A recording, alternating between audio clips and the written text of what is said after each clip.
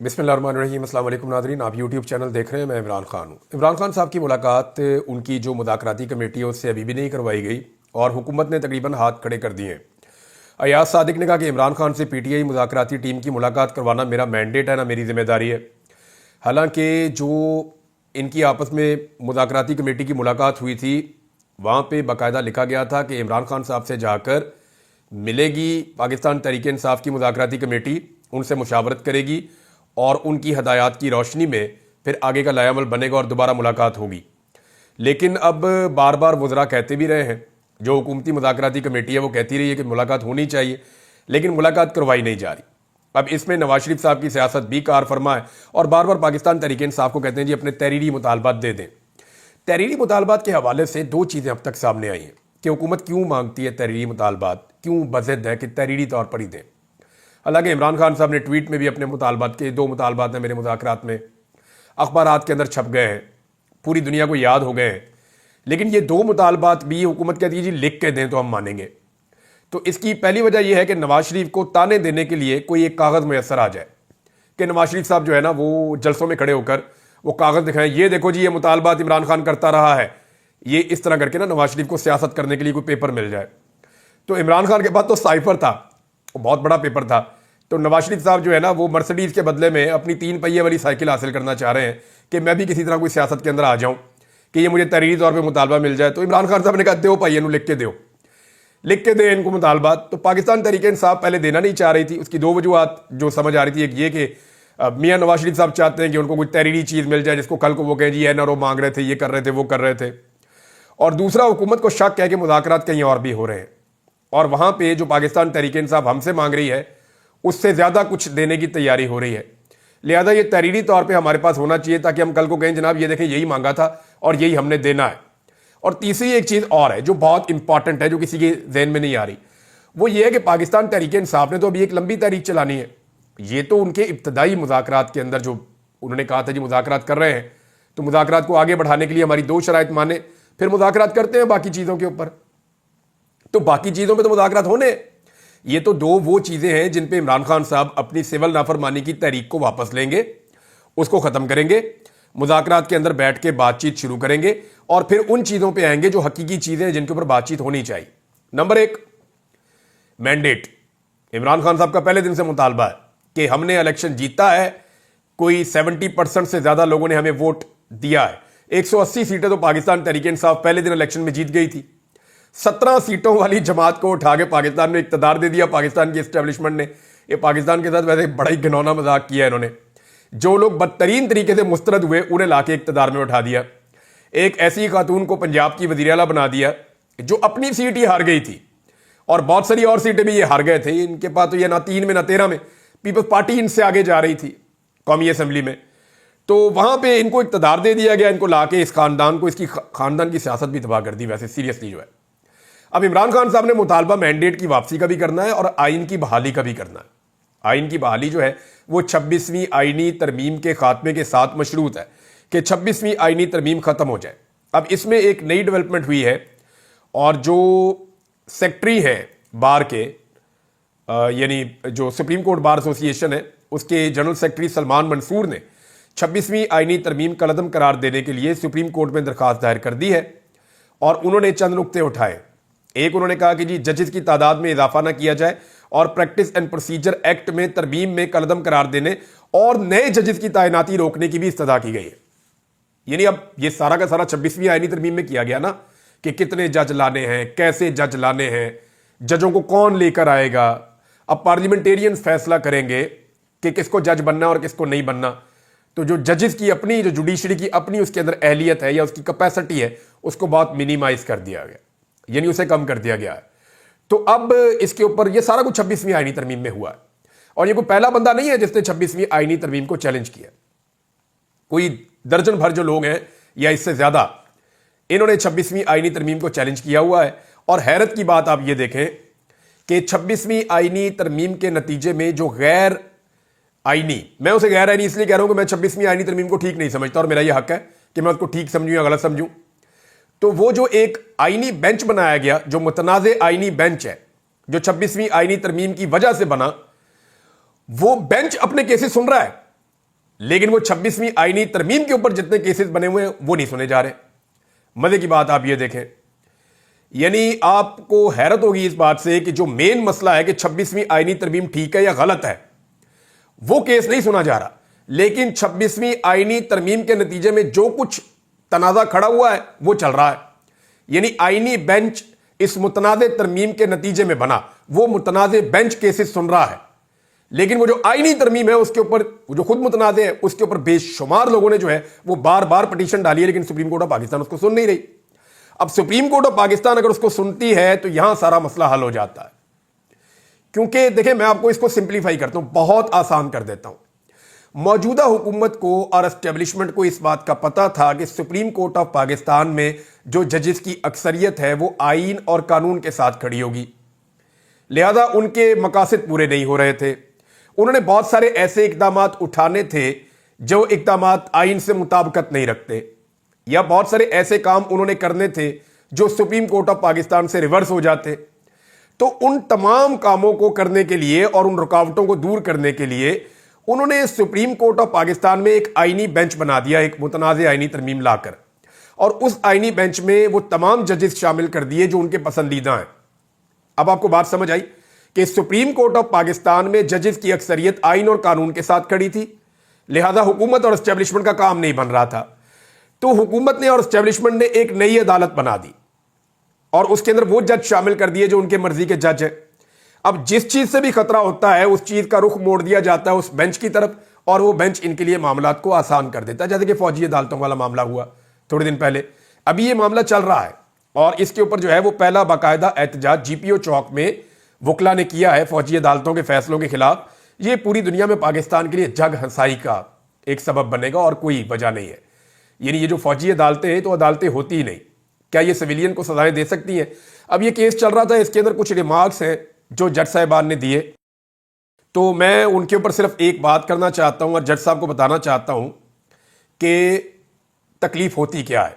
Justice Jamal Mandokhel साहब ने कहा कि किसी को कैद तन्हाई में रखना खुद एक बहुत बड़ी सजा है, कोई 2 दिन अकेला कैद में नहीं रह सकता। 2 दिन का उन्होंने वर्ड बोला है।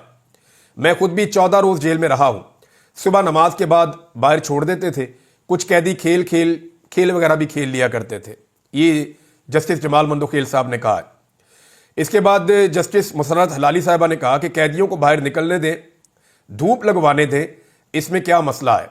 अब ये दोनों जजों को मैं एक बात बताता हूं, आप दोनों सुप्रीम कोर्ट ऑफ पाकिस्तान के जज हैं।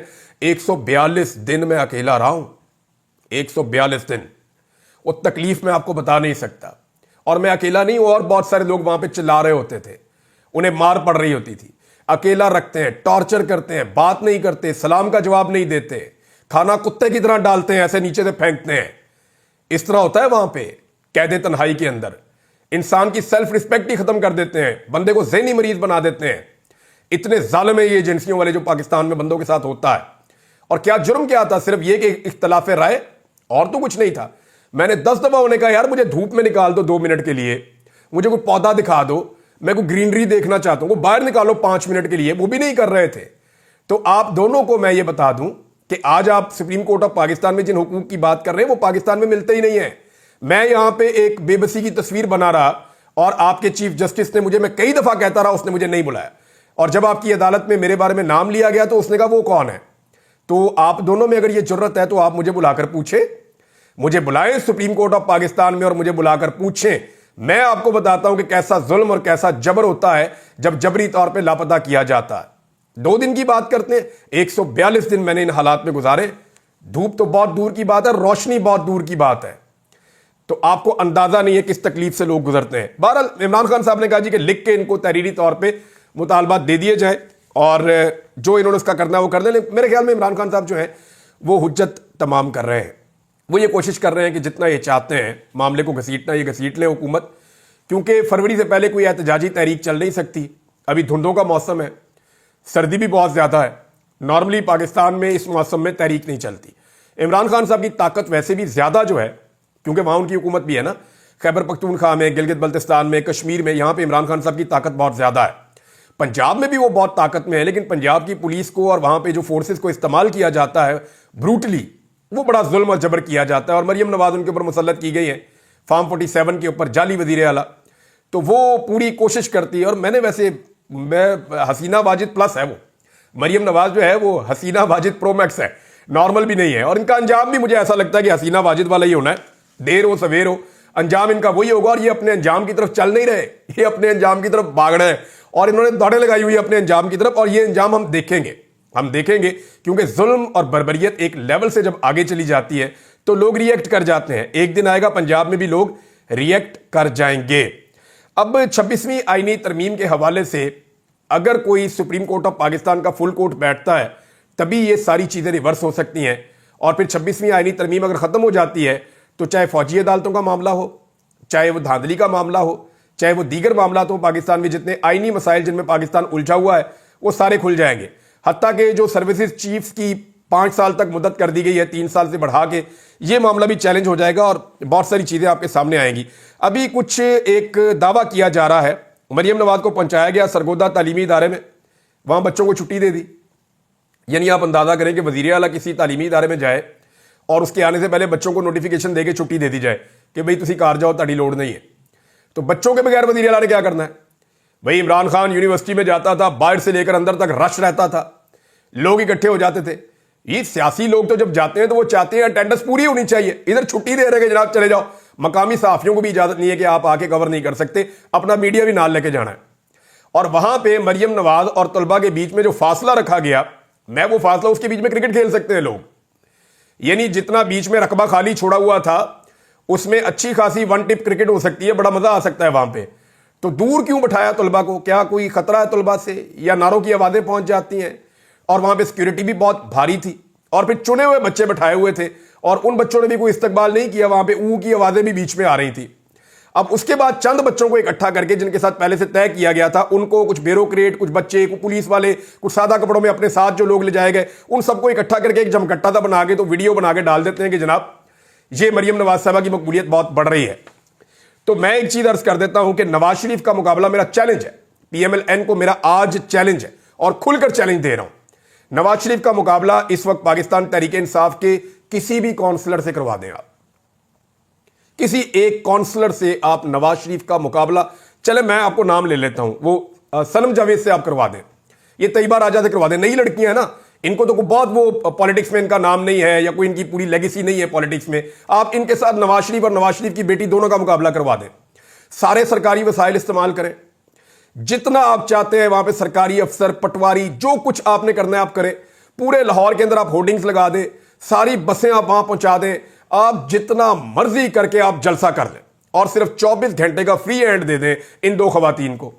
यास्मीन राशिद साहिबा को आप 24 घंटे के नोटिस के लिए छोड़ दें बस पैरोल के ऊपर, और उन्हें कहें चले यास्मीन राशिद को ले लें, कैंसर की पेशेंट है, सिर्फ उन्हें 24 घंटे दे दें, वो आपसे 10 गुना बड़ा जलसा करके आपको दिखा सकती हैं इसी शहर लाहौर के अंदर। यानी इस वक्त नवाज शरीफ की मकबूलियत का यह आलम हो गया है, बूट पॉलिश कर करके अपनी मकबूलियत का बेड़ा गर्क कर दिया मियां साहब ने।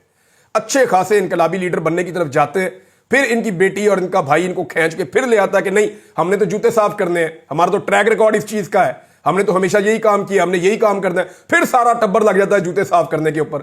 ओ भाई अच्छा खासा मियां नवाज शरीफ लेके जाता है तुम लोगों को, कभी इनकलाबी बन जाते हैं, आ जाओ थोड़े डंडे थोड़ी मार खा लेते हैं, साथ ही कोई ना कोई प्लेटलेस गिरा के उसको बाहर निकाल देते हैं। तो मियां नवाज शरीफ साहब का मुकाबला आज पाकिस्तान तहरीक इंसाफ के एक काउंसलर के साथ भी लेवल प्लेइंग फील्ड की शर्त के ऊपर नहीं करवाया जा सकता।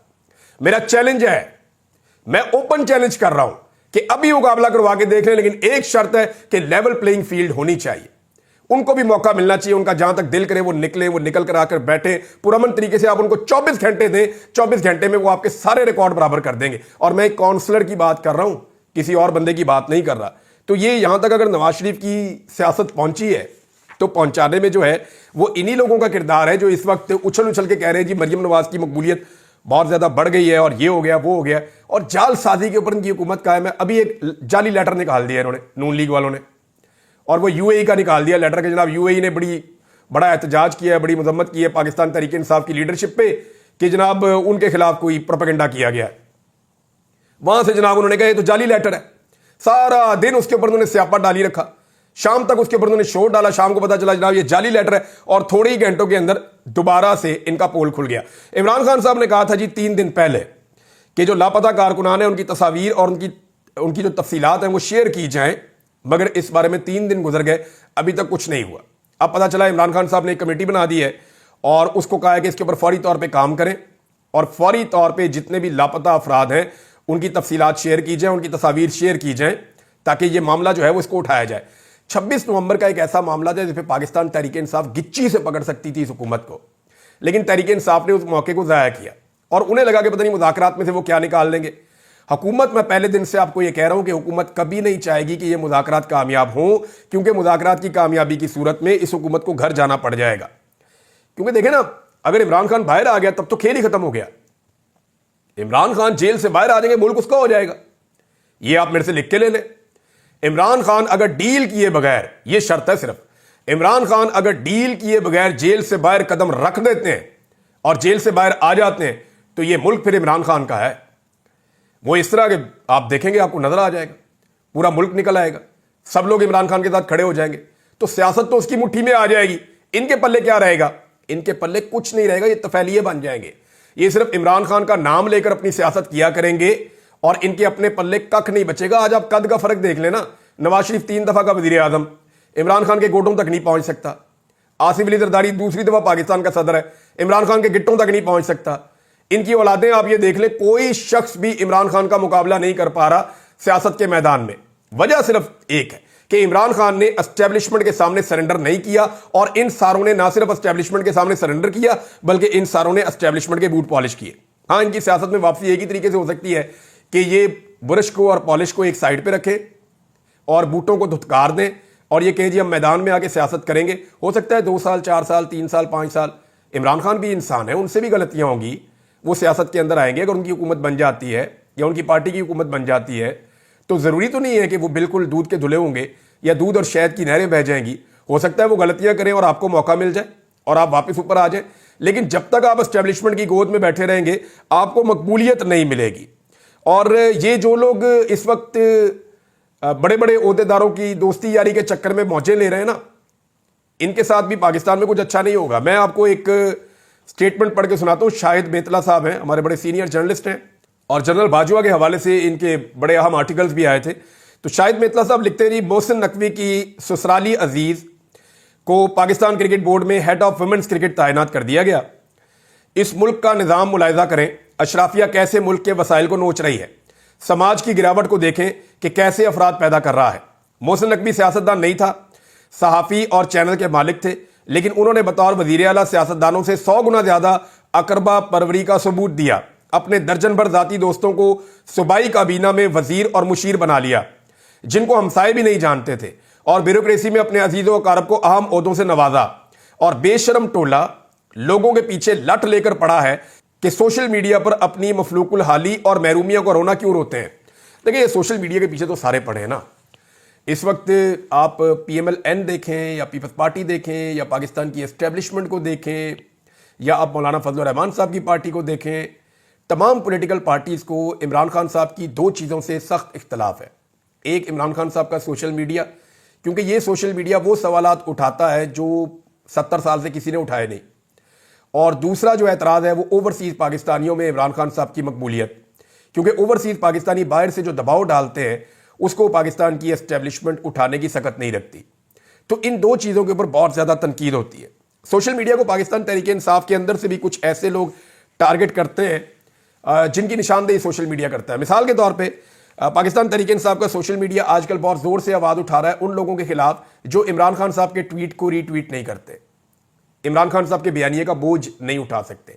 वैसे कहने को वो इमरान खान साहब के वफादार हैं, इमरान खान साहब के नज़रिए पर खड़े हैं, लेकिन इमरान खान साहब जो ट्वीट लिखवाते हैं, जो ट्विटर उनका ट्वीट करता है या वो जो एक्स के ऊपर अपना एक पोस्ट डालते हैं उसको रीपोस्ट करने की भी जरूरत नहीं करते। और ये थोड़े नहीं हैं, ये वो तमाम लोग हैं जो MNAs बन गए, ये वो तमाम लोग हैं जो MPAs और मिनिस्टर्स बन गए, ये वो तमाम लोग हैं जो सेनेटर्स बन गए। इनमें इक्का दुक्का हैं जो इमरान खान साहब की, जितना भी इमरान खान साहब का एक बयानिया है, जो उसका बोझ उठा सकते हैं। ज़्यादातर लोग ये बोझ भी नहीं उठा पा रहे।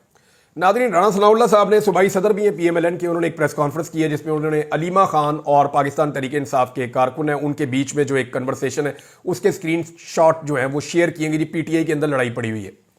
देखें, जब लेवल ये आ जाए कि एक पार्टी का सूबाई सदर एक दूसरी पॉलिटिकल पार्टी के लीडर की बहन के ट्वीट के स्क्रीनशॉट शेयर करके अपने आप को पॉलिटिकली रेलिवेंट करने की कोशिश कर रहा हो या दूसरी पार्टी के अंदर दरार डालने की कोशिश कर रहा हो, तो इसका मतलब यह है कि तुसी हाथ खड़े करके हार मान लो। यानी राणा सनाउल्लाह साहब से मुझे ये उम्मीद नहीं थी। वो बड़े लॉजिकल इश्यूज के ऊपर बात करते हैं हमेशा से। राणा सनाउल्लाह साहब जो हैं वो इस लेवल पे आ गए हैं, तो इसका मतलब ये है कि पीएमएलएन का बहुत बुरा वक्त चल रहा है भाई, बहुत बुरा वक्त। अब तक के लिए इतने, अपना ख्याल रखिएगा, अपने इस चैनल का भी। अल्लाह हाफिज़।